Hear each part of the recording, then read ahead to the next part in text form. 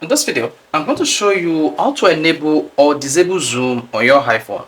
With zoom on your iPhone, you can zoom any content to up to 15 times on your iPhone screen. There are a few features you want to get yourself familiar with when you are setting up the zoom feature on your iPhone. Now, to turn on zoom on your iPhone, you need to do is go to your iPhone settings, scroll down and click on accessibility, then tap zoom, turn on zoom. Now once the zoom function is enabled, you should say zoom magnifies the entire screen. Double tap 3 fingers to zoom. Drag 3 fingers to move zoom on the screen around on the screen. Double tap 3 fingers and drag to change zoom. So if you scroll down, you can see follow focus. Then you'll be able to smart typing using the zoom function. Smart typing will switch to window zoom when the keyboard appears and move the window so that it tells you zoom but the keyboard is not. There is auto shortcut on zoom. Here you have zoom shortcut, adjust zoom level, toggle zoom, move zoom window, switch zoom and temporary toggle zoom windows. Here there is zoom controller. This is where you configure the zoom with your fingers.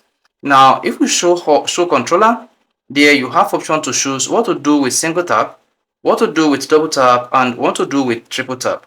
However, the fun of the zoom function is the magnifier. If you scroll down this page, you'll see the maximum zoom level. Like I said earlier on, I said it's just 5%. You have the privilege to take it to 15%. And this will zoom your iPhone screen 15x. So with this, your zoom function will be enabled on your iPhone. And once it is enabled on your iPhone and you choose to zoom it out, then you should see the magic of the magnifier. So let's go ahead now and do this. Double tap 3 fingers to zoom. Once you triple tap the iPhone screen with your 3 fingers, the zoom function will come up. There's an option to zoom in, choose region, choose filter, or show controller.